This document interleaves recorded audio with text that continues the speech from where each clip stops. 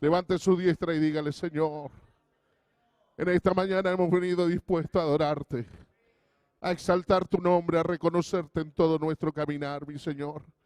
Porque tú estás en nuestras vidas, porque tu Espíritu Santo, mi Señor, nos ha llenado, nos visita y tu palabra se hace una realidad donde 2 o 3 se reúnen, mi Señor. Tú estás en medio nuestro para bendecirnos. En esta mañana queremos proclamar tu nombre.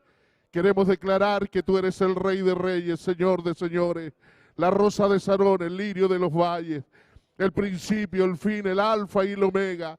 Señor, tú eres el Dios de nuestras vidas, el Dios que ha alcanzado y ha conquistado nuestro corazón.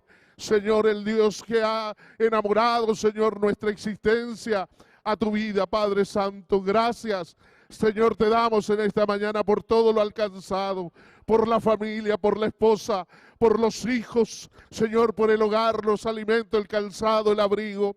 Gracias, mi Señor, porque tú permites, Señor, que podamos ministrar también a otros, Señor, y estos otros también puedan conocerte, puedan, Señor, a través de tu palabra también, Señor, llegar a donde nosotros hemos alcanzado, mi Señor, lo que por gracia hemos recibido.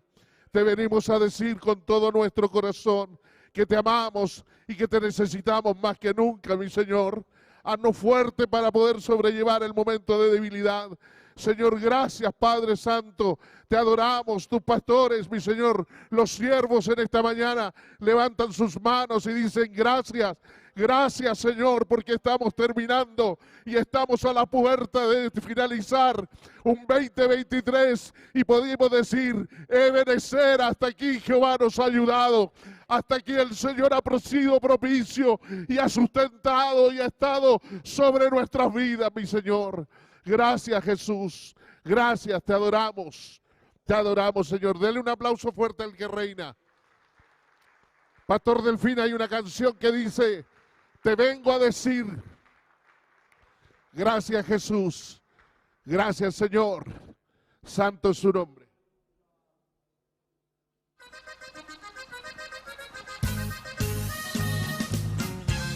Póngale un poquito más de fuerza ahí.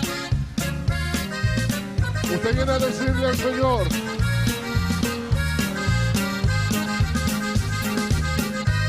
te vengo a decir, te vengo a decir, oh mi Salvador, que yo te amo a ti, que yo te amo a ti con el corazón.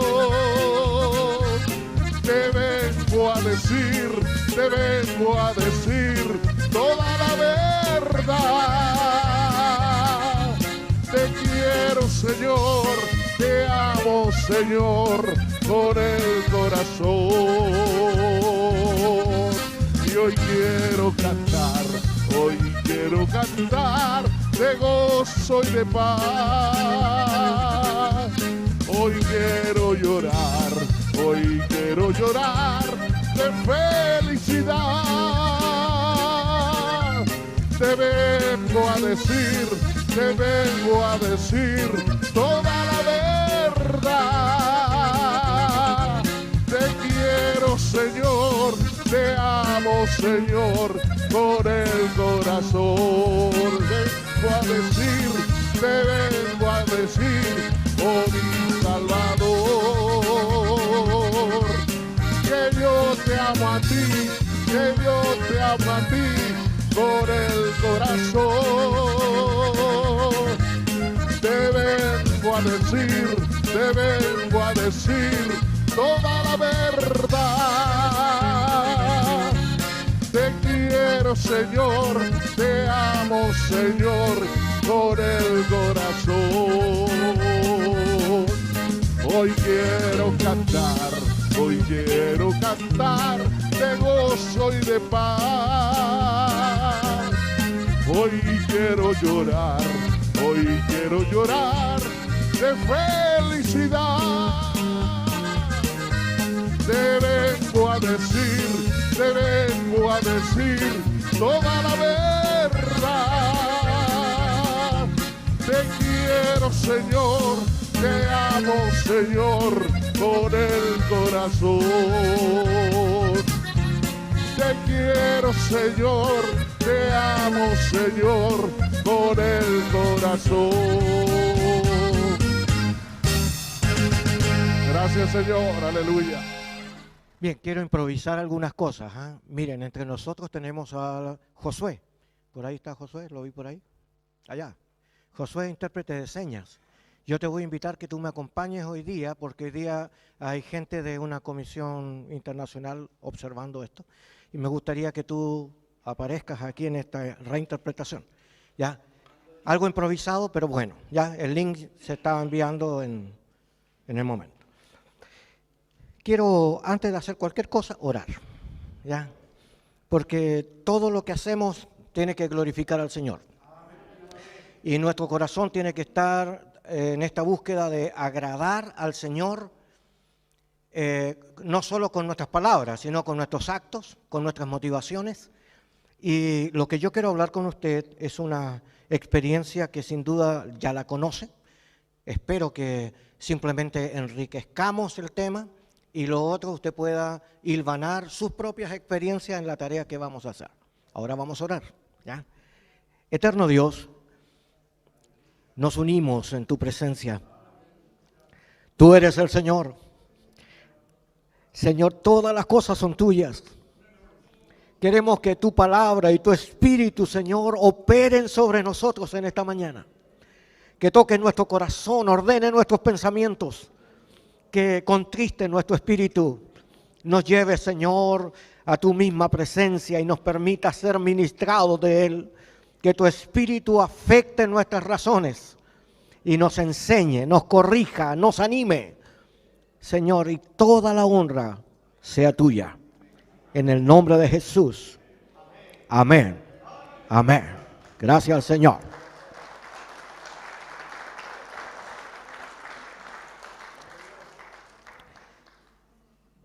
En una de las clases empleamos de las ciencias sociales una experiencia como lo es la narrativa. Y la narrativa se emplea para poder darle un mayor énfasis a algún evento, para darle explicación. Entonces, en esta narrativa vamos a incluir la historia, la base bíblica, la ciencia, la antropología, la psicología, la ley. Y todas estas cosas unidas tienen que hablarnos del contexto bíblico, extrayendo la mayor cantidad de información ordenada, lógica y cronológicamente. Yo sé que mi lenguaje tal vez no es muy pentecostal en esto para hablarle, pero estoy hablando desde lo académico, para que miremos algunos puntitos, ¿ya? Quiero invitarle que abra su Biblia en el libro de Juan capítulo 13, algo conocido y profundo.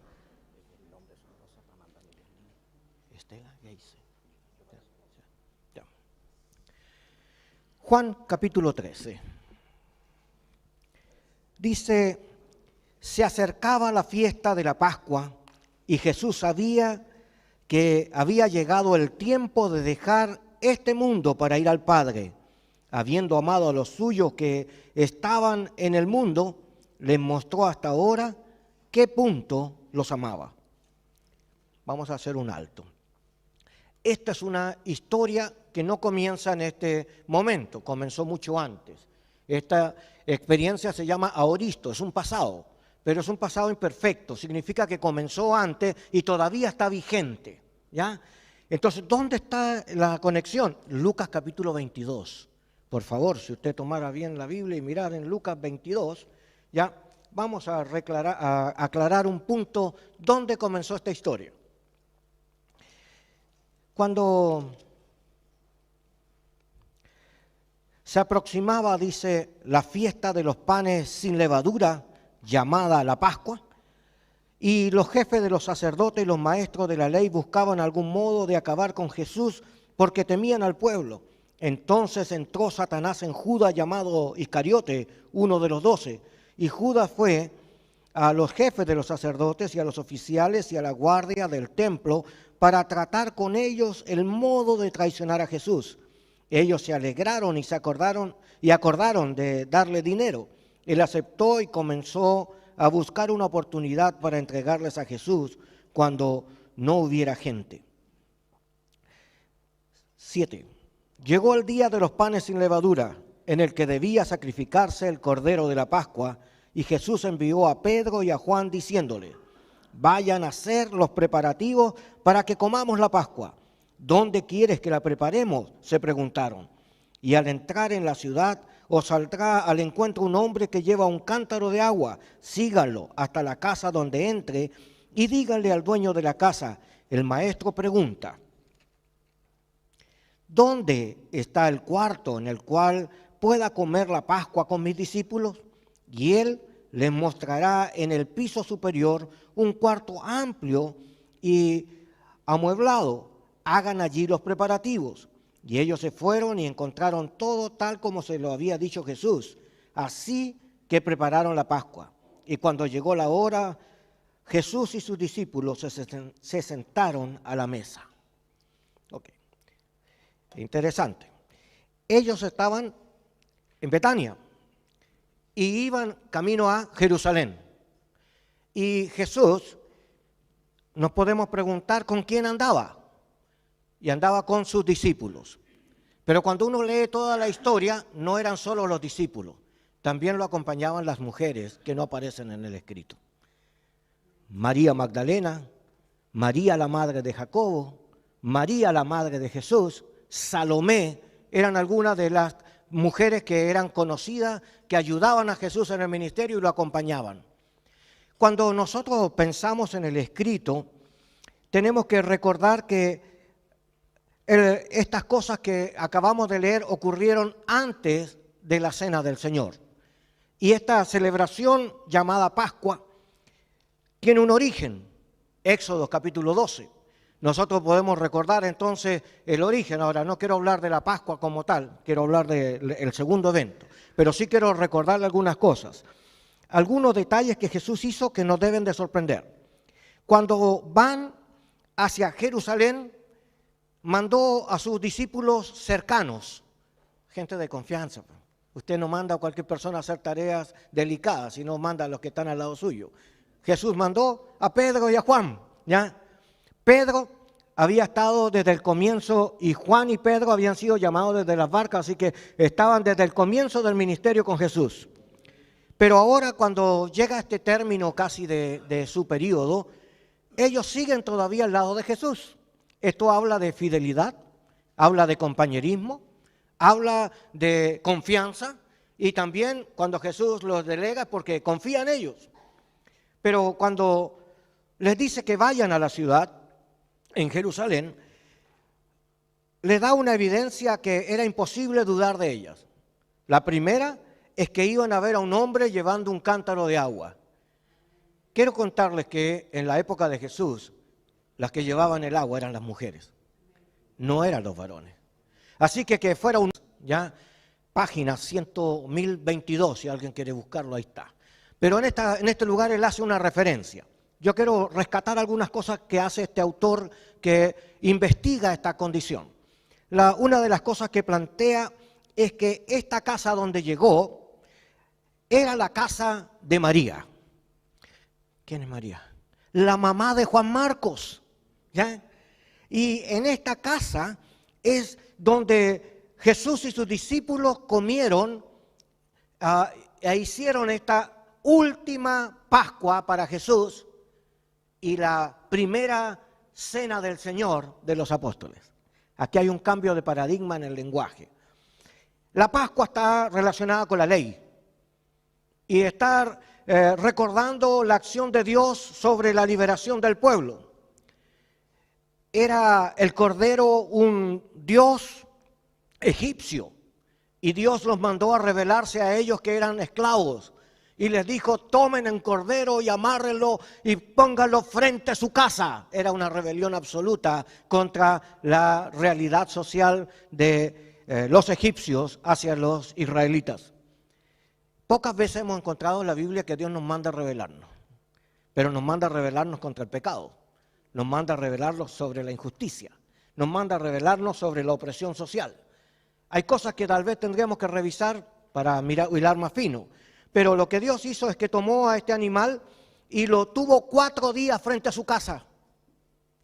4 días representan los 400 años que estuvieron esclavos, 430, pero los primeros 30 estuvieron en Gosén con libertad, ¿verdad? Y después fueron tomados esclavos en el mismo pueblo, por el mismo pueblo, y estuvieron 400 años. Así que el Señor hace una representación y lo tiene 4 días frente a su casa. Y entre las 2 tardes, esto significa las 3 de la tarde, lo sacrificaron. Tenían que matar al cordero que era el dios de los egipcios. Ya Dios había dado una orden sobre ellos y es evidente que lo que están recordando en la Pascua son varias cosas. Cuando uno llega al Pesaj judío y comienza a ver cómo lo celebran, uno encuentra varias cosas interesantes. Primero, tienen una mesa donde tienen un hueso en el centro de la mesa.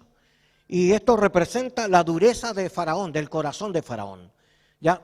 Tienen unas hierbas amargas ahí al costado, que significa recordar el sufrimiento y las aflicciones del pueblo durante la cautividad. También tienen la mesorá, que es como una representación un poco del candelabro. Hay cosas que uno tiene que estar ahí para entender, porque no es lo mismo leerlo que vivirlo. Así que yo me tomé el trabajo de ir a una experiencia en una comunidad judía y participar literalmente del proceso, y ya hasta compré los libros para poder interiorizarme. Pero al vivirlo me di cuenta de que el espíritu de ellos tiene que ver con la tradición y no con la Biblia, ¿ya? Y esto es un problema serio entre nosotros, porque muchos de nosotros también somos temáticos y también no somos bíblicos, tenemos mucha tradición dentro de la iglesia. Pero todos sabemos que la sangre de ese animal tenía doble objetivo. No era solo porque la sangre atrae moscas, ¿no? Sino porque la sangre tenía que ser derramado en lugar sustituto de ellos mismos, los que iban a participar del tema, y cuya sangre tenía que ser puesta en los dinteles de las ventanas y de las puertas, exclusivamente para que cuando el ángel de la muerte pasara sobre esa zona, viera la obediencia de ellos y pasara por alto la falta, y los primogénitos de sus casas no murieran. Mas los que no hicieron caso, sus primogénitos murieron.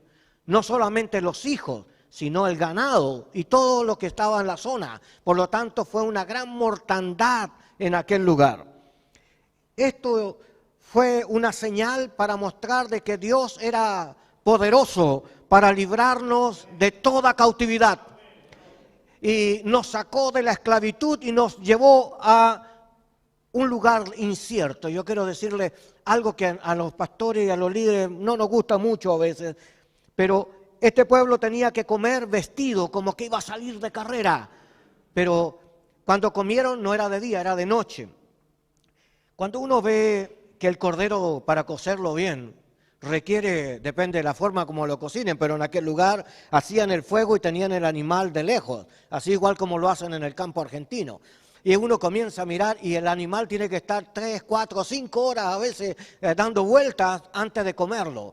Por lo tanto, si esto fue a las 3 de la tarde y pasaron 5 o 6 horas para poder comerlo, estamos hablando de las 9 de la noche. En Israel a las 6 de la tarde ya comienza a oscurecer. Ya antes de las 7 ya se ve la primera estrella, ¿verdad? Por lo tanto, para ellos el día comienza en la tarde, a las 6, 7 de la tarde, y no como nosotros que comienza a la 1 de la mañana. Este tipo de problema lo encontramos porque la Pascua entonces representa a Dios poderoso, librando a su pueblo de la esclavitud y librando a los suyos de la muerte. Así que nosotros celebramos en alguna forma, en conmemoración a esto, también traemos a nuestra mente estas razones. Y decimos que participamos de esta conmemoración recordando que el Señor nos ha librado, recordando que el Señor nos libró de la muerte, sabiendo que el Señor nos sacó de la esclavitud. Pero ahora el Señor iba adelante y el pueblo no sabía dónde iba, tenía que seguir la columna. Y esta es la inseguridad. Todos nosotros quisiéramos estar en un lugar fijo y saber a dónde vamos. Pero Dios tenía un plan, era revelarse a ellos en el desierto. Así que tenían que pasar por este proceso. Ahora, la Pascua habla de Dios, pero Jesús estaba recordando esto por ley, porque la ley había dicho que esto se tenía que conmemorar una vez por año y lo iban a hacer siempre. ¿verdad? Por lo tanto, en ley, todos los judíos lo celebran, pero los cristianos no celebramos la Pascua. ¿Por qué? Porque cuando Cristo tomó este momento, del cual quiero relatarlo ahora, les dije que esta era la última Pascua. ¿Recuerda cuando dijo cuánto he deseado comer con vosotros esta Pascua? La última, ¿ya? ¿Por qué? Porque no comeré más de ella, sino cuando esté en los cielos. Por lo tanto, Jesús nos está hablando de un proceso hacia el futuro. Nos está hablando de la eternidad. No nos está hablando del momento conmemorativo. Cuando nosotros vamos a la conmemoración, es decir, traer a la mente y recordar el evento, estamos volviendo al pasado para recordar la historia. Entonces, la conmemoración no es lo que estamos celebrando. En la cena del Señor lo que estamos celebrando es que Jesús resucitó. Estamos recordando que las promesas de Él son eternas. Estamos pensando entonces de que hay un cambio de paradigma y que tenemos que investigar dónde y cuándo cambió esto. Bueno, quiero entrar en ese conflicto con usted. La primera cosa que quiero decir es que los judíos siguen celebrando la ley y se celebra una vez por año. Pero después de la muerte de Jesús, porque el evento que estoy hablando es antes de la muerte, es la última cena también, ¿ya? La última Pascua. Pero lo que celebra la iglesia es la resurrección de Cristo, que fue el primer día de la semana, que es un domingo.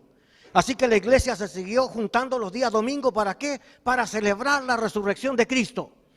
Y la gente tenía este mismo concepto de juntarse a comer, pero ya no comían cordero, sino que como eran distintas clases sociales, habían gente que tenía esclavos y sus esclavos venían a estas reuniones y después empezaron a venir ellos. Pero la diferencia es que 25 años después de la resurrección de Jesús, todavía se estaba comiendo una comida y no la simbología que tenemos nosotros del pan y la copa, ¿ya? Entonces, en esta comida, en el libro de Primera de Corintios, plantea un problema grave, que los ricos y los pobres comían en una misma habitación pero en forma separada. Algunos comían con mesones, grandes banquetes, y otros comían legumbres en el patio, ¿ya? Algunos venían a tomar y se emborrachaban. Linda iglesia, ¿ya? Pero me planteo este problema porque en todas las relaciones humanas los hombres son los que han desvirtuado las Escrituras. Y acá tengo una crisis porque la comida no es mala. De hecho, en el libro de los Hechos es un elemento evangelístico. Se sentaban a las mesas, compartían el pan con alegría y sencillez de corazón, ¿ya? Luego oraban los unos por los otros y el Señor añadía a la iglesia a los que habrían de ser salvos. Así que la comida siempre ha sido un buen elemento de evangelismo y no hay iglesia alguna que no comamos bien, ¿eh? Tendríamos que reconocer entonces algunos de estos eventos. Sin embargo, estoy entrando ahora a la casa de María. Actualmente es una casa reconstruida unas 5 veces.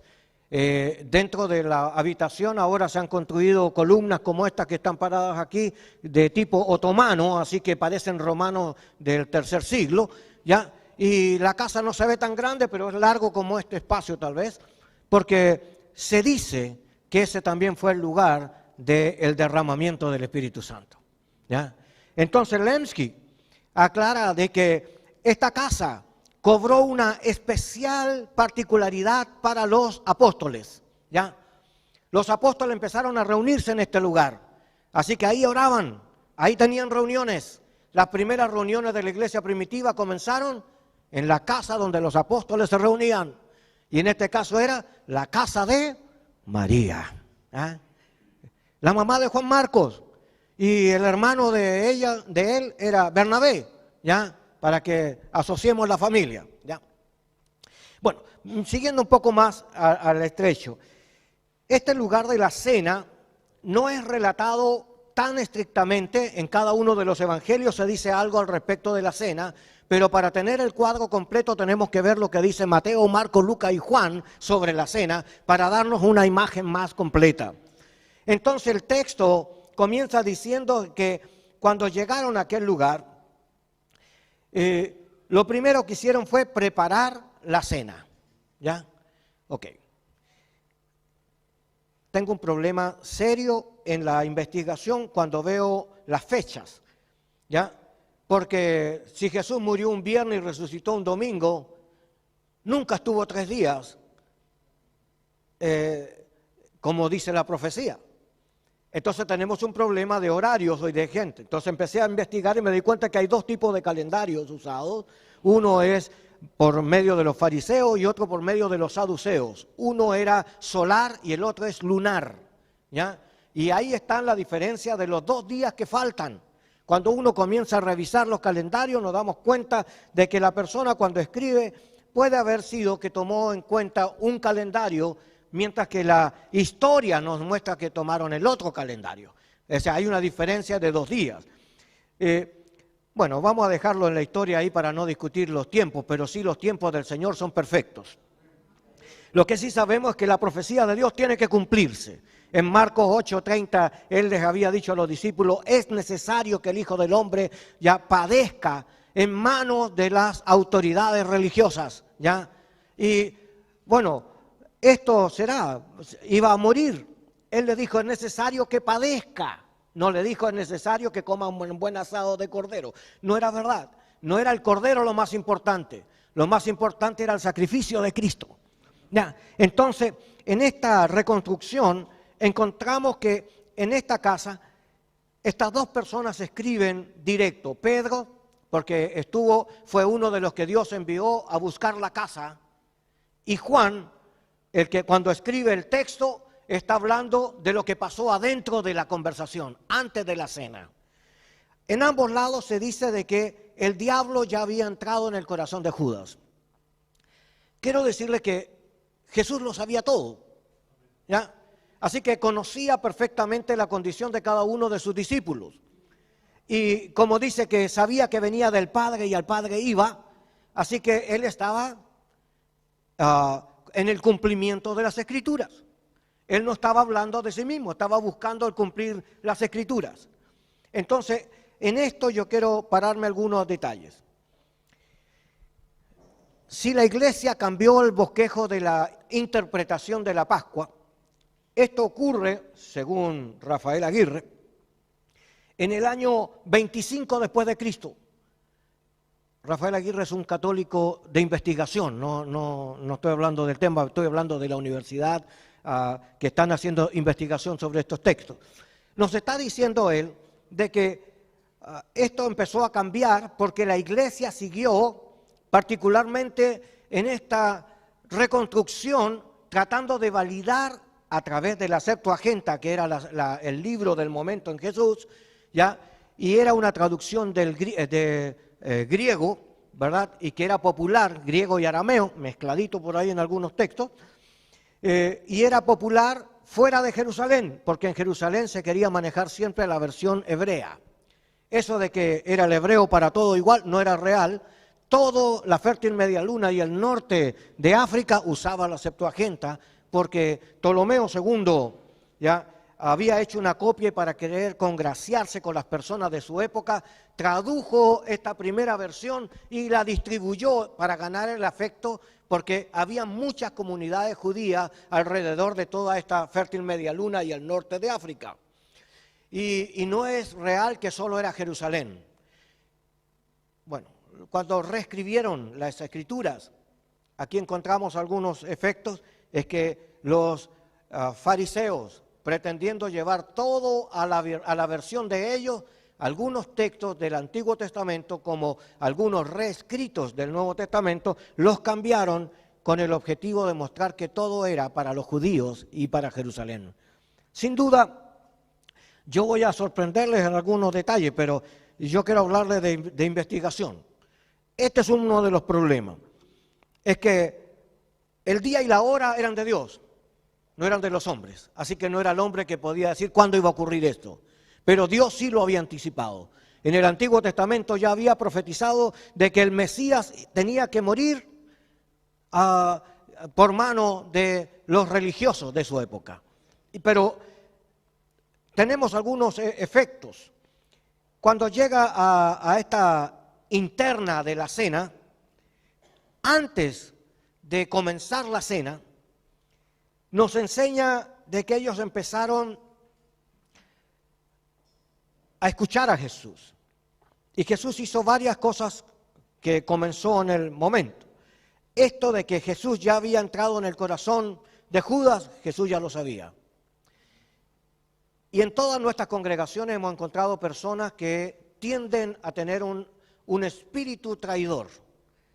Personas que creen que están haciendo lo correcto en el Señor, pero están haciendo lo contrario al Señor. Término utilizado, acebeía, que significa servir equivocadamente. Por ejemplo, Pablo persiguiendo a la iglesia, pensando que lo estaba haciendo bien, pero en realidad estaba haciendo lo contrario al Señor. Desde el pensamiento fariseo, él estaba en lo correcto. Desde el pensamiento de Dios, estaba en forma incorrecta. Así es el corazón de muchos hombres y mujeres que sirven en la congregación y lo hacen de forma incorrecta. Personas que sirven sin integridad. Hombres y mujeres que creen estar haciendo lo correcto, pero Dios los juzgará. Tenemos que replantearnos entonces que la palabra de Dios es severa, que la palabra de Dios no tranza. Lo malo es malo, lo bueno es bueno. Aquí no hay compañerismo, aquí no hay familiaridad, aquí tampoco hay nepotismo. Quiero recordar algunas cosas, porque si yo quiero seguir a Cristo, hay una estructura bíblica que debe de avalarme. No es solo creer. Aceptar a Cristo tiene costo. Debemos de salir de las tinieblas hacia su luz admirable. Hay que apartarse del mal. Hay que cambiar nuestra manera de pensar. Hay que cambiar nuestra manera de vivir. No es solo repetir Biblia. Si usted repite la Biblia, pero no tiene la vida, usted tiene ruido, pero no tiene nueces. Quiero contarle que este conflicto que se da dentro de la cena antes de que se termine, porque hay una serie de cosas que plantearnos aquí, es que Satanás está buscando entre nosotros nuestra debilidad.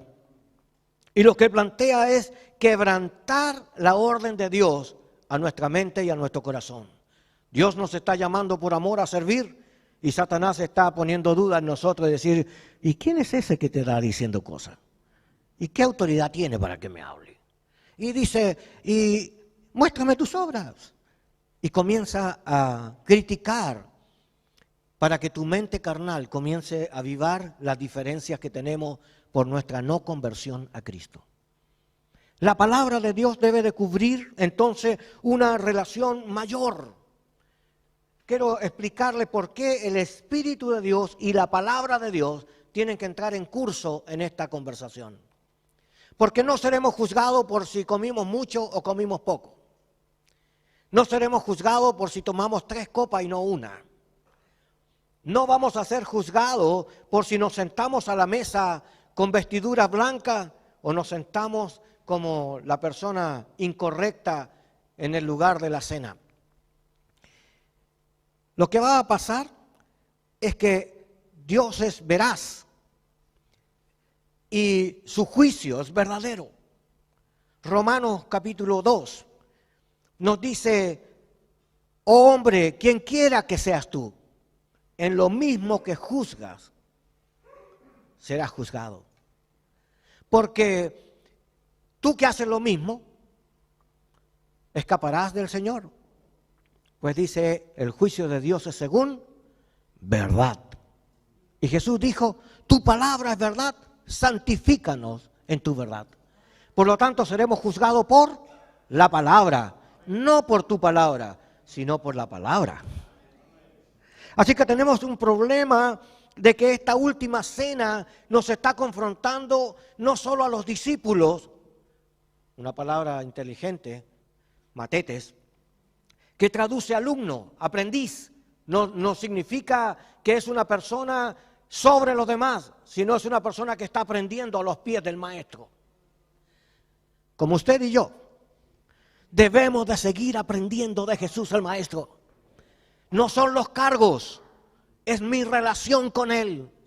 Señor, enséñame a estar a tus pies. Háblame a mi oído, corrige mi corazón, ordena mis pensamientos. Permíteme que al servir sea vista tu gloria, no la mía. Bien decía James Storr. Él dice, para servir a Dios hay que aprender a estar en segundo y en tercer lugar. Porque cuando queremos servir, nuestro ego crece y sentimos que lo que pasa es porque nosotros somos importantes. Pero no somos importantes. Lo importante es que cuando Cristo pase, o cuando, como pasó en el Antiguo Testamento que vimos recién, la sangre de Cristo nos cura y nos libre de todo pecado y no considera el Señor nuestras faltas en el ministerio. La cena es un momento de reconciliación con el Padre a través del Hijo. Por lo tanto, no estamos hablando de comer la conmemoración de los judíos. Estamos hablando de la vida interna que desarrollamos con Jesús, el resucitado. Y esto es lo que vamos a mirar. Satanás sigue tratando de conquistar corazones en su debilidad. Así que tenemos obreros en desorden y en faltas. No estoy hablando de la iglesia, estoy hablando de los pastores y los ministros. Pues, Estoy refiriéndome a que cuando venimos a la cena, el primero que tiene que reconciliarse con el Señor somos nosotros. Pero a veces nos hemos olvidado el propósito del por qué el Señor celebra su resurrección con nosotros. Porque no volverá a comer esto con nosotros, ¿hasta cuándo? Hasta cuando nos sentemos con Él en los cielos. Oh, qué glorioso saber que entonces esto es antecesor a eso. Sí, esta es una sombra de lo que ha de venir. Necesitamos entonces desear más que nunca sentarnos con el Maestro. Quisiera mirar un poquitito algunos destellos de esto. En el corazón, Jesús dijo que de él nacen todas las perversiones. Es turbio y engañoso. Y algunos creen que lo que siento es de Dios. Pero si no voy a la Escritura puedo entender que a lo mejor es solo mi carne tratando de surgir para mostrar lo que no es de Dios. Y tenemos a muchas personas predicándose a sí mismos y no predicando a Cristo a las naciones. Y el corazón es como es turbio y engañoso. Debo de desconfiar aún de mí mismo. Quizás como Pablo golpeándose a sí mismo para que no sea el mismo descalificado después de haber sido un heraldo. Tomando cuenta de que al presentarme ante Dios estoy desnudo y que Él conoce mi entrar y mi salir y que mora en mí y que conoce mis pensamientos y que conoce mis acciones y que sabe cuáles son mis motivaciones y conoce cuando hago las cosas para Él o las hago para mí. Y Él hará balanza y Él es justo. Romanos 2, 6, 7 dice, porque Él pagará a cada uno según sus obras. Así que nosotros sabemos que no es por la recompensa, porque si estuviéramos trabajando por una recompensa, queríamos la mejor, pero no queremos la mejor recompensa para nosotros es Cristo en la vida. El que tiene al Hijo tiene la vida. El problema de conocer la Escritura y no vivirla es que podemos falsearla como una cebolla que tiene la apariencia bonita y le vas a tocar y está fofa, se hunde. Tiene la apariencia de vida cristiana, pero cuando te acerca no hay buen olor. Y quiero explicarle por qué al Señor le pareció tan interesante esta cena a la cual los quiero invitar a sentarnos a la mesa con Jesús. Tengo problemas para explicar porque en aquel momento no había mesa, pero hay representaciones posteriores que lo hacen sentado en una mesa. Pero la cultura griega y aramea del lugar hacía que la gente se recostara alrededor y tenía pequeños levantamientos donde ponían fruta o comida y la gente comía así recostado. ¿Por qué? Porque se acostumbraba a conversar. no era una comida como nosotros que nos sentamos a comer rapidito porque tenemos que hacer cosas. Ellos se sentaban para compartir y conversar, ¿ya? Cultura que hemos perdido. Estamos tan acelerados que ni siquiera sabemos cómo se llama el hermano, cuáles son sus problemas, cómo puedo ministrarlo, qué necesidad tienes. Como un hombre, falleció hace poco, pero un día él me dijo, yo soy su líder. Y yo le dije, usted no es mi líder.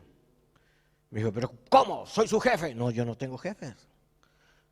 Usted es un rebelde. Y le dije, yo discúlpeme, pero no estoy en rebelión.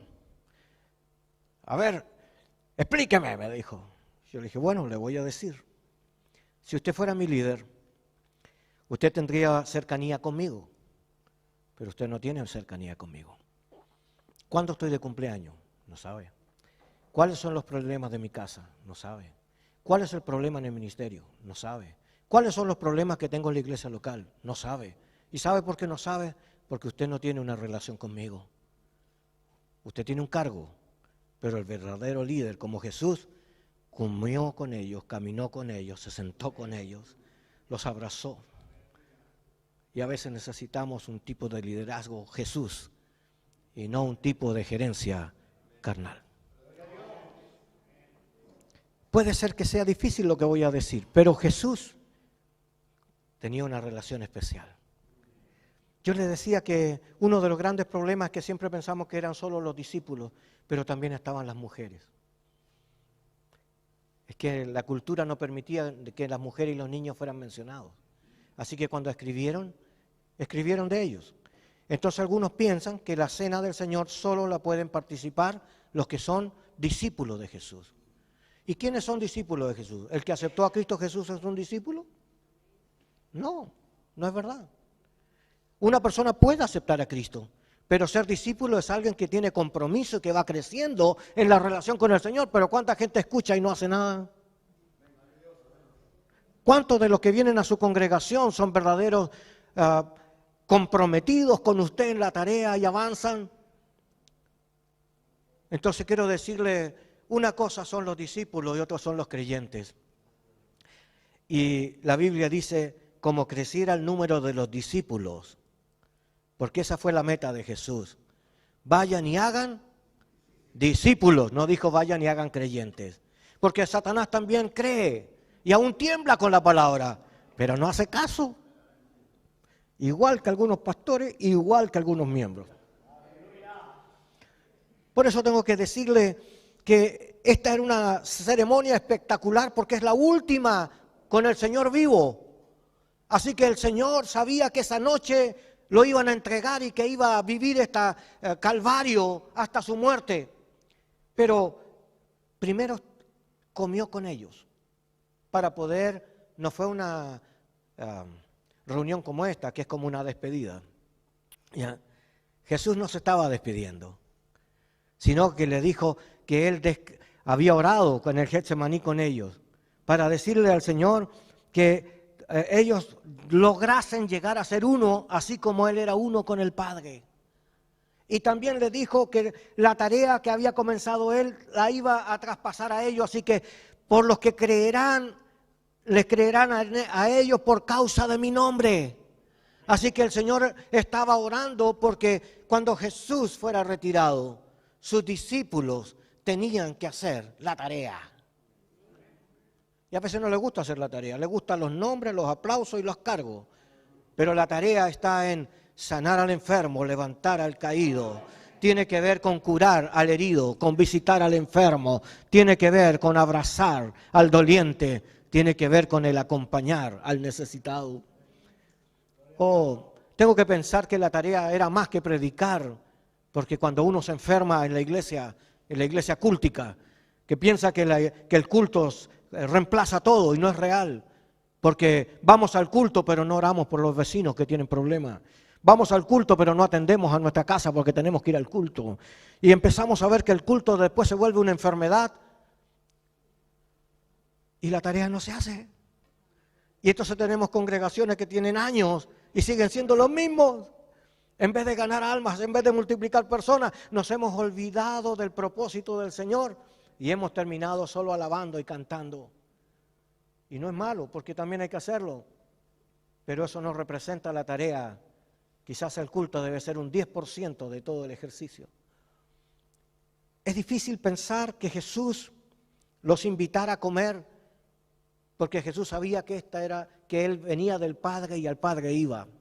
Así que esta era la última vez que iba a estar en vida con ellos. Y en esta conversación dice cosas así, ¿ya? Juan 13:2. Se estaba sirviendo la cena y el diablo ya había incitado a Judas Iscariote, hijo de Simón, a traicionar a Jesús. ¿Por qué en todos los escritos menciona la traición? ¿Por qué era tan fuerte en ese contexto? ¿Y cuál implicancia tiene en nuestro contexto una traición? Déjeme decirle que usted y yo tenemos que vivir esta experiencia en el ministerio.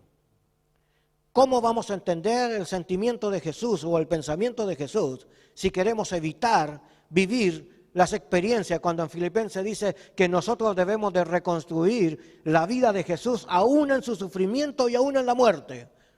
Entonces tengo que pensar que cuando esto ocurre entre nosotros, nos ha pasado en distintas etapas o en distintas construcciones.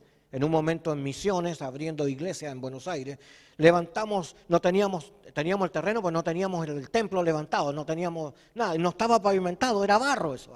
Entonces yo empecé a hacer reuniones de casas y de repente apareció una persona de otra institución que se metió en una de nuestras casas y en una semana, en 2 semanas ya tenía un grupo de personas en rebelión a nosotros. ¿Ya? Porque todo lo que nosotros hacíamos era malo, él era el hombre que tenía la verdad. Oiga, a mí me entró la ira santa, pues. Me acordé del pastor Lago. Así, aleluya. Quiero decirles que encontré algunos problemas. Es que nosotros no hemos crecido en esta relación para saber qué hacer ante las dificultades. Entonces, cometemos errores porque actuamos de impulso y actuamos humanamente. Y no vemos las Escrituras, pero hay que buscar la respuesta en la Escritura primero antes que actuar. Pero nosotros somos personas de acción y proactivos, así que vamos al tiro y después pedimos perdón. Y este es un error humano. Y quiero decirle que cuando esto ocurre, Jesús, aún sabiendo que este hombre era el que lo iba a traicionar, lo anuncia, pero no lo deschaba, no lo pone vigente, no lo declara a la gente, este es el traidor, no dice eso. Quizás alguno de nosotros sí lo haría.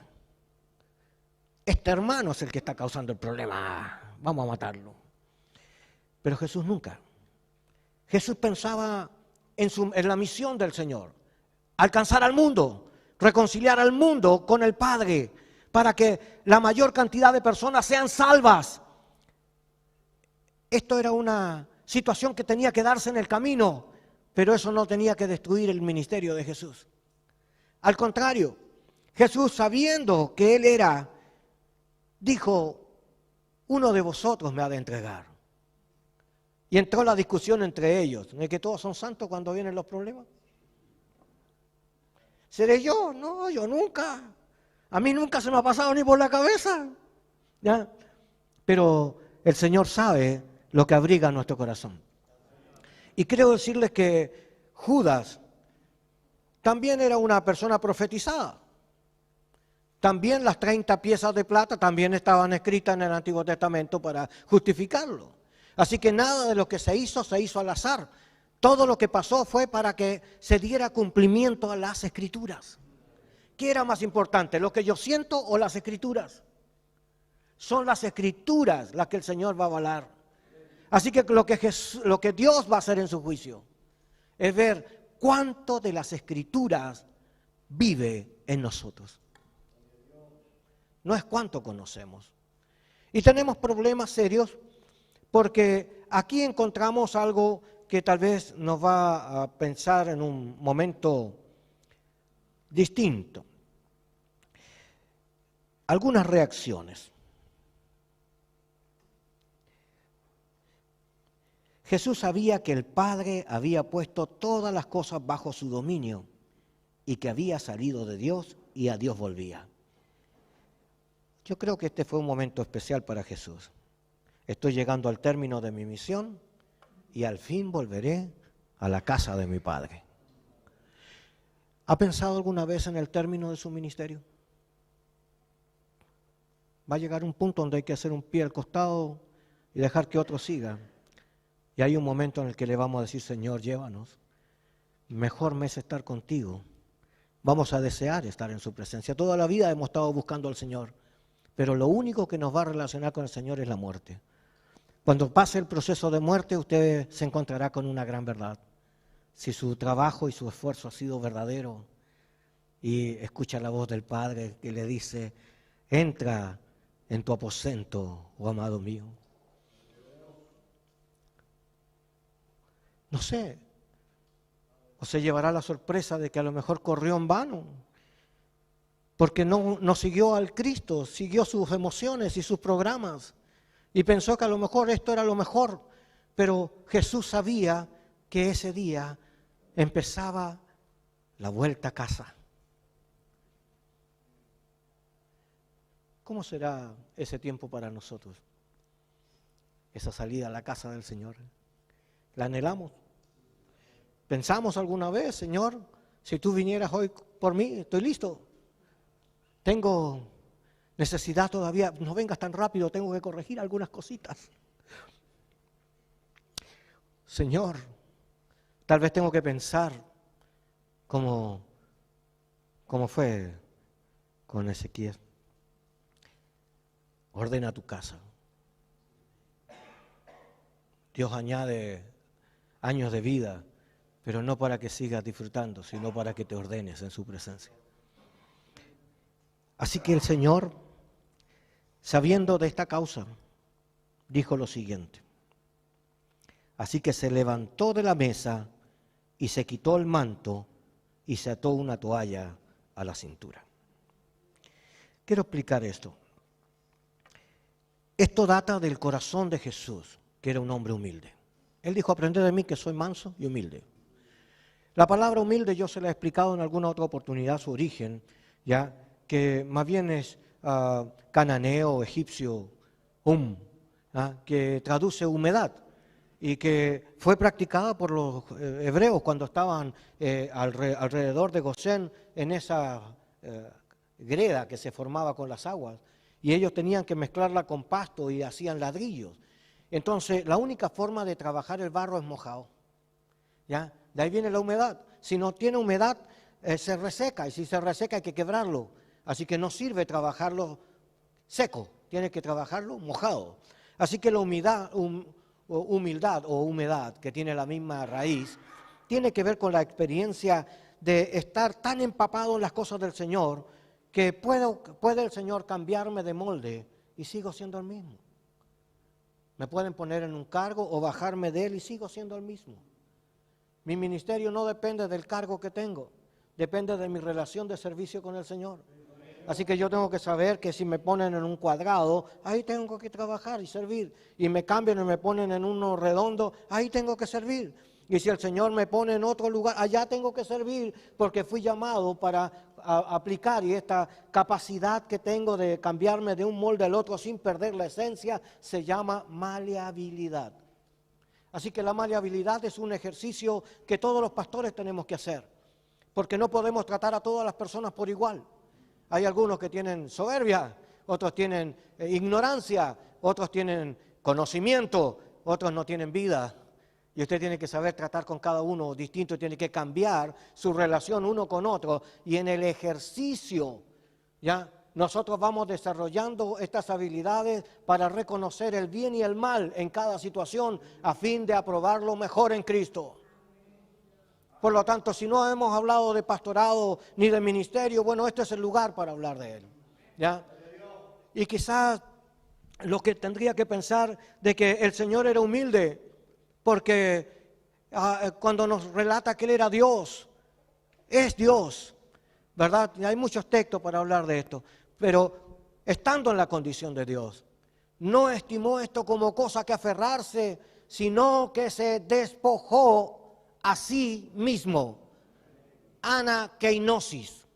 Ana es un prefijo que tiene que ver, es cuántico, significa cada uno, ¿ya? Y kenosis tiene que ver con esta transformación, despojarse a sí mismo. Como está en voz medio es algo voluntario y está diciendo que esta persona no solo se despojó, sino que él quería despojarse.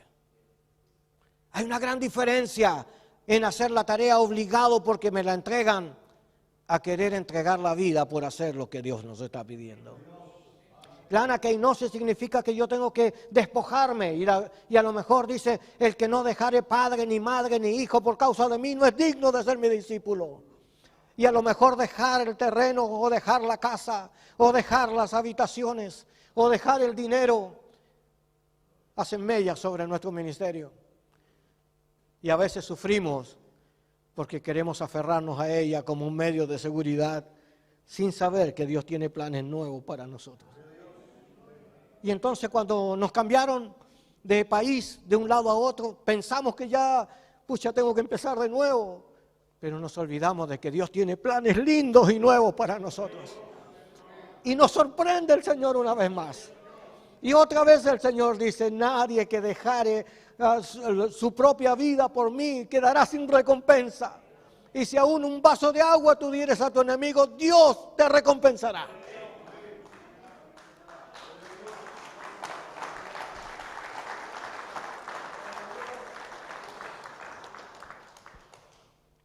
Jesús nunca se apartó del plan divino, pero nosotros sí. A veces seguimos nuestra propia carrera y no el plan de Dios. Y me llama mucho la atención porque el Señor dijo, entre vosotros, ustedes saben que los reyes se enseñorean de los pueblos, ¿ya? Pero a nosotros se nos dijo que no nos enseñoreásemos de la iglesia. Él es el Señor, no nosotros. Pero nos dice, entre ustedes no será así. El que quiere ser mayor entre vosotros, pues este sea siervo de todos, servidor de todos. Este término hay que analizarlo, pero es diaconía. Pero no es la diaconía que la gente plantea de como la fraternidad. No tiene que ver con eso, ni es el diácono de la iglesia tampoco. Este término que emplea Jesús, hay como 9 palabras de servicio, pero esta palabra de servicio diaconé tiene que ver con una experiencia particular. Primero, es una palabra genitiva. Cuando tiene circunflejo la letra, significa que es dependencia de. Quiere decir que este servicio no es para la iglesia. Este servicio no es para el mundo. Este servicio es de Dios y para Él. De Él y para Él son todas las cosas. Así que cuando el Señor nos da la característica de servicio, es para que Él sea glorificado. No la institución, ni mis planes, ni mis capacidades, ni tampoco mis habilidades humanas. Porque, ¿quién me llamó al servicio? Él. ¿Quién convirtió mi alma y transformó mi forma de pensar para Él? Su Espíritu. ¿Y quién me involucra en la tarea? Su Espíritu. ¿Quién me capacita en la tarea si no es Él fluyendo por nosotros para manifestar su gloria, para que sea testigo del poder de Dios? Entonces tengo un problema. Señor, no sé servir a la estatura de lo que tú servías. Porque algunos se sirven a sí mismos y otros sirven si hay alguna coima de por medio. Si me das, yo voy. Y otros están pensando en la plata, porque como la plata mueve al mundo, a los monitos también. Pero quiero decirle, voy a la iglesia y ¿cuánto me das? Pero en realidad ese es el camino. No hierre. El servicio de Dios debe de ser apartado de toda contaminación carnal. Sin celo, sin ira, sin contienda, sin adulterio, sin fornicaciones. Tiene que apartar todo lo carnal, tiene que salir en el servicio. El servicio tiene que ser puro para Dios. Limpio, íntegro. Usted tiene que sentarse en la presencia de Dios con la frente en alto. Señor, no estoy haciendo nada impuro. No estoy buscando rédito personal. No estoy tratando de ganar fama. Estoy tratando de que tú seas glorificado en la tarea. Lo que quiero es que la otra edad, es más importante que yo. Y cuando voy a servir, yo quiero que el otro reciba la bendición. Así que predico no para ser conocido, sino para que el otro acepte a Cristo en el nombre de Jesús. Así que estoy pidiendo, Señor, tu Espíritu sobre mí me lleve a reconocer que esta diaconía es un servicio con olor grato y fragante en la presencia del Señor. Y no es un servicio humano, sino es divino y humano. Usted lo hace porque Dios lo impulsa, pero el que se glorifica es el Señor porque es el que rescata las vidas. Qué interesante el diaconé. Pero el Señor quería darles un ejemplo a los suyos. Así que el Señor hizo algo que los sacó del lugar. ¿Ya? Como el Señor nunca se apartó de lo divino, dijo, lo que tú me has dado, lo he completado. Y cuando llegó a la cruz, dijo, consumado es, ya llegué, punto final. Empecé y terminé la carrera que me diste. Así que Jesús tomó un cambio de actitud. Me pregunté cómo los discípulos ven a Jesús. Y lo veían como el maestro. No dice jefe, ¿ya? Pero sí decía el rabí, que significa el abad, que es como el jefe de los maestros. Este concepto arameo aplicado al Cristo dice de esta relación. Entonces ahora, ¿cómo lo ven los discípulos a Jesús? Como alguien en alta estima. ¿Cómo lo ven a usted en su iglesia? La gente tiene alta estima sobre nosotros. Ven las mismas acciones de Cristo en nosotros, que somos representantes del Cristo en el mundo. La iglesia tiene que conocernos porque servimos al Dios vivo. Cuando fui a vosotros, no fui con humana sabiduría, sino que fui con palabra de Dios y poder de Dios, dijo Pablo. Así que no estoy hablando de mí, estoy hablando de Él. Y el servicio tiene que hablar de Él y no de mí. Así que cuando la gente comience a alabarlo, apártate de mí, Satanás, dijo. Porque el ego es sensible en el corazón y se hincha con facilidad. La mucha agua infla a la gente. Yo quiero decirle, este problema es que Jesús tenía que mostrar algo distinto. Permiso.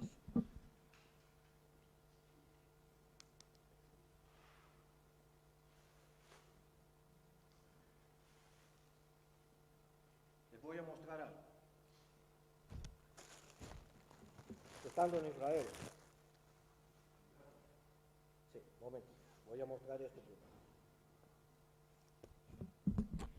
Mientras trataba de entender un poco el lugar físico, fui al lugar donde supuestamente fue el Pentecostés. Me senté con un montón de gente en el lugar. Habían comunidades de todos lados orando y había una presencia de Dios tan grande que uno, desde el momento que quería entrar, ya estábamos quebrantados. Y lloraba, lloraba, lloraba, lloraba. Y no es que fuera María Magdalena, pero lloraba pues, estaba quebrantado en la presencia del Señor. Pero yo no estaba como los demás pensando en sacarme fotos y ver qué lindo que era el lugar y qué bueno que estoy en Israel. Yo estaba al revés, yo estaba tratando de ponerme en el lugar donde Jesús estaba. E imaginarme el evento. Estaba reviviendo las Escrituras y descubrí entonces que en aquel lugar tenían estos mantos que usaban permanentemente. Ahora, esto es moderno, En el tiempo de Jesús no existían estos colores, ni la bandera, ni nada de esto. Usaban unos morados, unos azules, unos blancos. Los blancos eran los que más usaban. Pero tenían esto sobre sí. Y lo usaban para la oración, ¿ya? Algunos lo usaban de esta forma.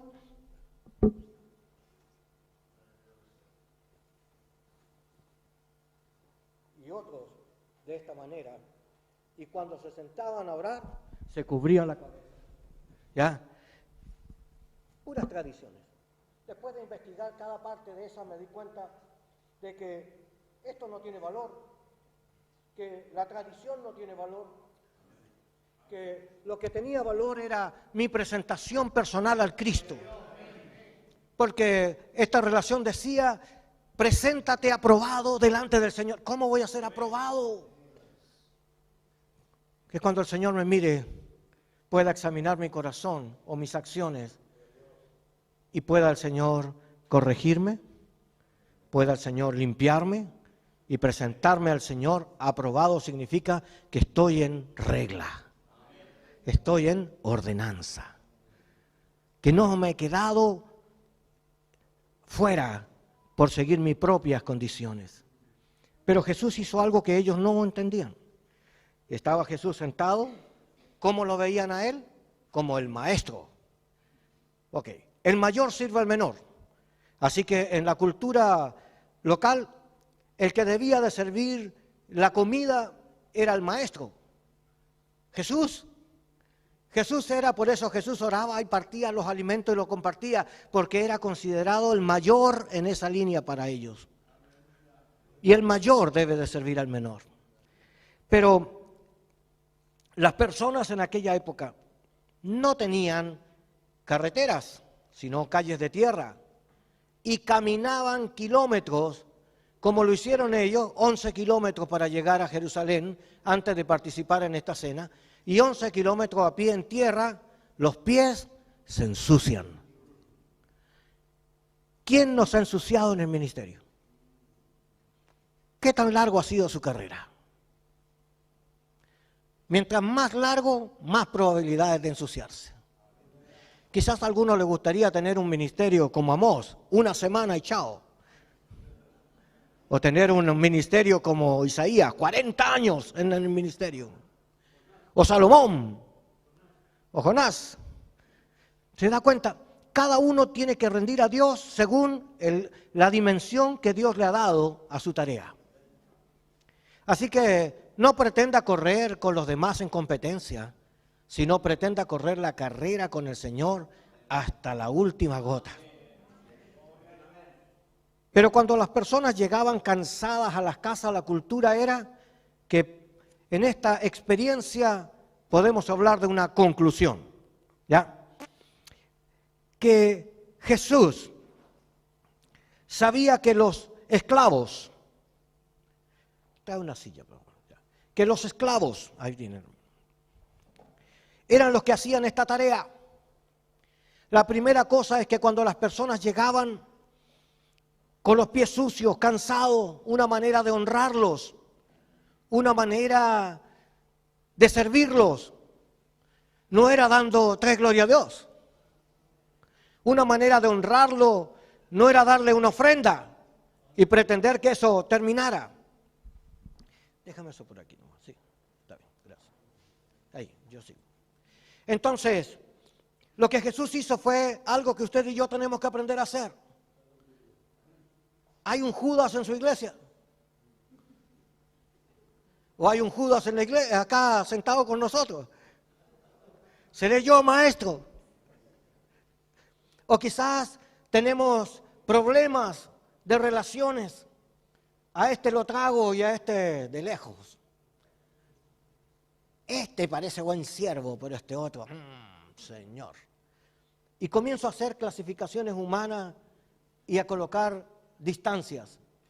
Pero Jesús, siendo el profeta, el maestro, el abad, el Señor, toma la decisión delante de ellos de quitarse el manto, que era lo tradicional. Y esto no lo hacen los dueños de la casa, pero Jesús lo hace. Lo hace particularmente porque el Señor quiere darnos una muestra de su humildad. Estoy dispuesto a sacarme, a caminar esta kenosis. Estoy dispuesto a pasar la transformación por el Señor. Quiero despojarme de sí mismo para llegar a ser el siervo que Dios quiere. Así que lo que quiero es que tú, y le habla a sus discípulos, entre ellos Judas. Pero Jesús, aún sabiendo, no lo descubre. No habla en contra de Judas, ni tampoco lo discrimina, sino que Jesús se quita su manto. a la sombra de todos, porque eso no lo hace una autoridad. Y toma el siervo la actitud de un esclavo. Ya no es importante ser la cabeza. Es importante que las escrituras se cumplan. Y lo que el Señor quiere ahora no es mostrarnos que somos más autoridad por la mayor cargo que tenemos. Lo que el Señor quiere es que seamos tan sensibles, que aprendamos de Él, que es manso y humilde de corazón, y que podemos dejar a un lado nuestros cargos y podemos humillarnos con los nuestros. He invitado a Jorge, no sabía. Jorge es un joven que está conmigo. Ya. Es un joven que tiene 10 años conmigo, quizás un poco más. Se convirtió entre nosotros, se casó entre nosotros, y el Señor lo ha ido perfeccionando al ministerio. Para mí es un honor atenderlo y ahora mostrarle que lo que Jesús hizo, yo también estoy dispuesto a hacerlo. Así que quiero decirlo de la siguiente forma.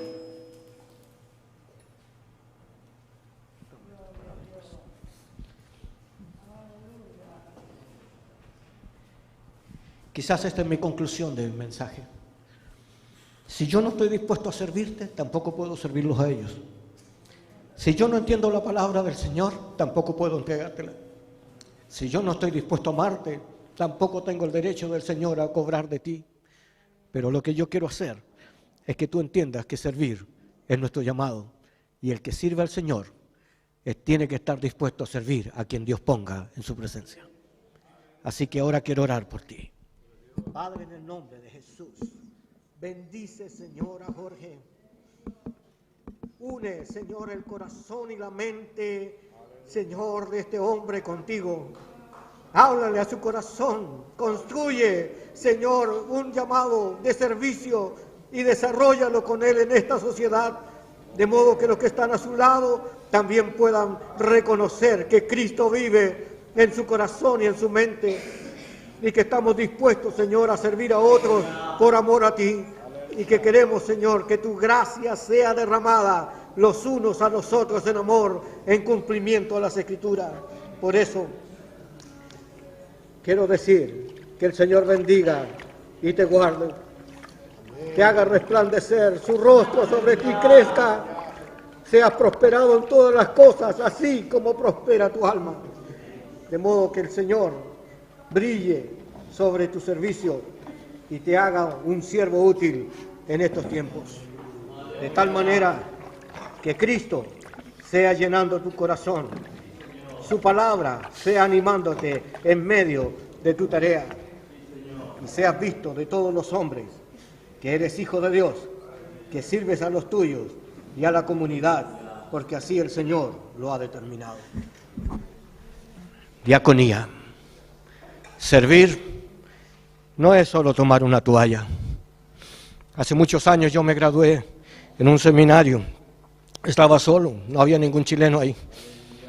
Y la persona que pasó adelante me entregó una toalla y me dijo, mira, la toalla sirve para muchas cosas.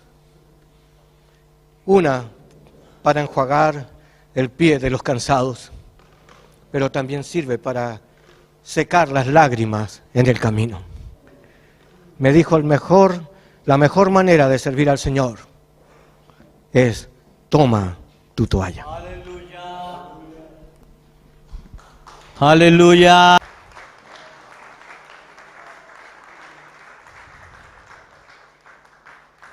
Gloria al Señor. Usted puede adorarle un momento ahí al Señor. Ukarabashisa labakaya.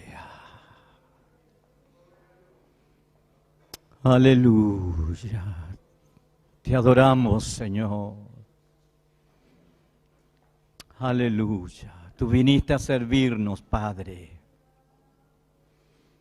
Aleluya, adórele, levante su voz y adórele un momento al Señor.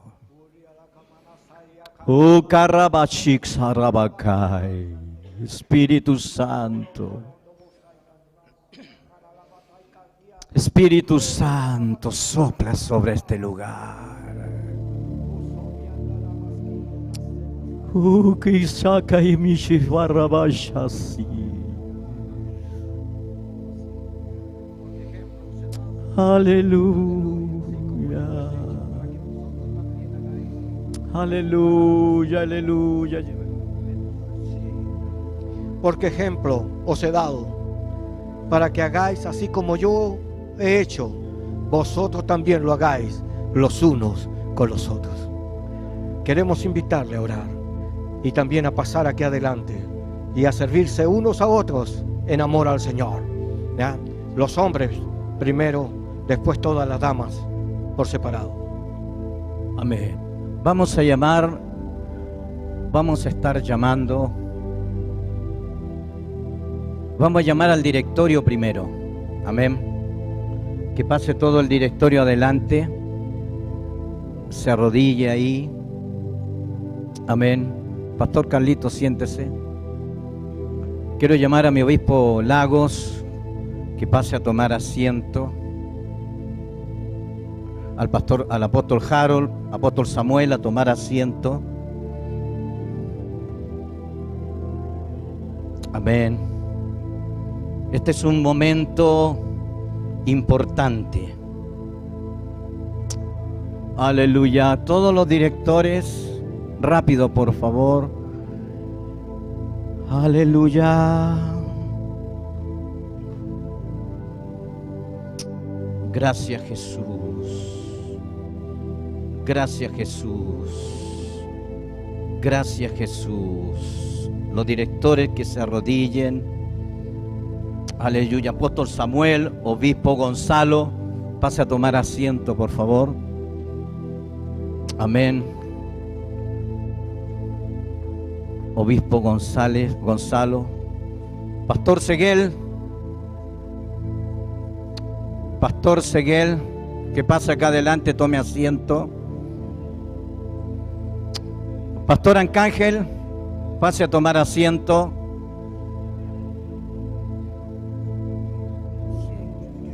Sí. Puede tomar asiento, Pastor Arcángel. Pastor Marco Fuentes, puede pasar a tomar asiento. Pastor Carlos Caro, puede pasar a tomar asiento. Amén. Pastor Carlos Caro. Estemos orando, hermanos. Estemos orando. Este es un momento, aleluya, es un momento del Señor. Tome asiento, pastor. Aleluya. Ukaramashi Salabakai. Aleluya, aleluya, aleluya.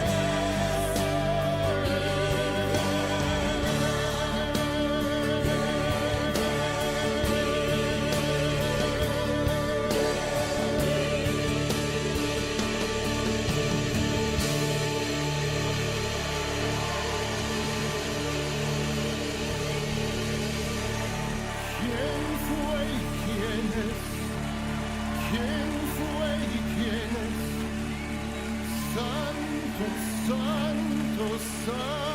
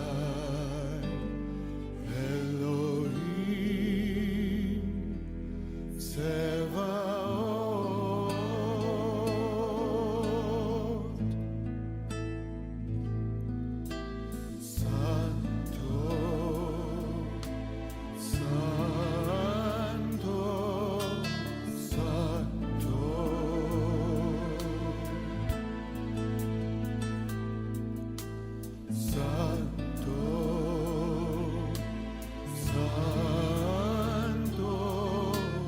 Santo.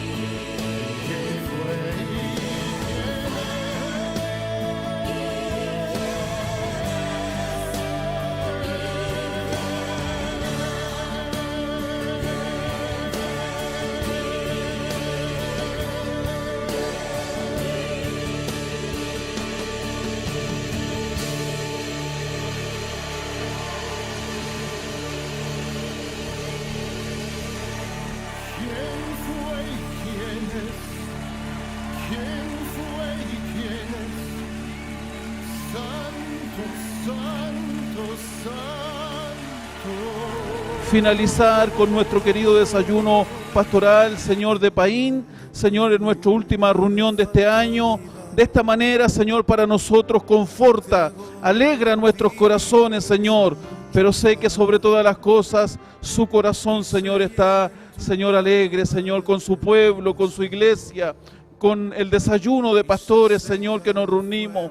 Señor, adoramos y bendecimos su nombre, Señor, y queremos, Dios, que usted pueda ser bendecido, exaltado, adorado, Señor, en medio, Señor, de este cuerpo de ministros, Dios, que hemos durante este año 2023 reunido, Señor, a su pueblo, Señor, a su iglesia, Señor, para poder exaltar a aquel que tiene que ser exaltado, para poder bendecir el nombre que está por sobre todo nombre. Gracias, Dios, echamos nuestras coronas delante de usted, Señor, declarando lo que dicen los ángeles, que usted es santo, santo, santo, oh Señor Dios Todopoderoso. Toda la tierra está llena de su gloria. Que lo que está sucediendo acá, Señor, traiga, Señor, al ambiente espiritual de nuestra nación y del mundo entero, de los países representados, Señor, un manto de salvación, Señor. Un manto de gloria, Señor, se establezca, Señor, en el mundo entero, Padre, para la gloria y la honra de su nombre. A veces no entendemos, no alcanzamos a comprender la dimensión que tiene, Señor, el alcance y la influencia de algo que hacemos en un lugar geográfico, físico, en un territorio determinado, Señor. Oramos para que esto, Señor, fluya más allá, llegue más allá, Señor, a cada rincón de este mundo. Gracias por su presencia. Gracias por cada reunión que hemos tenido durante este año, Señor. Y estamos, Señor, finalizando con esto tan hermoso, tan lindo, tan poderoso, que es servirnos, Señor, los unos a los otros. Gracias por el directorio, gracias por nuestro presidente. Gracias por cada ministro, Señor, que ha predicado su palabra, que ha servido en este lugar, Señor. Gracias, Señor, por cada milagro. Gracias por cada palabra de aliento. Gracias por cada congregación representada. Señor, adoramos su nombre y queremos, Señor, finalizar declarando que el año 2024 será de mucha bendición, Señor, para nuestro desayuno pastoral, que seguiremos avanzando, creciendo, Señor, y que vendrán más ministros, Señor, a agregarse, Señor, a esto tan lindo, Señor, que es poder reunirnos como ministros de esta nación y de también, Señor, de diferentes naciones del mundo. Gracias en el poderoso nombre que está por sobre todo nombre, en el nombre de Jesucristo el Señor. Amén y amén. Gracias, Dios. Amén. Dele un fuerte aplauso. Nos encontramos el 8 de enero.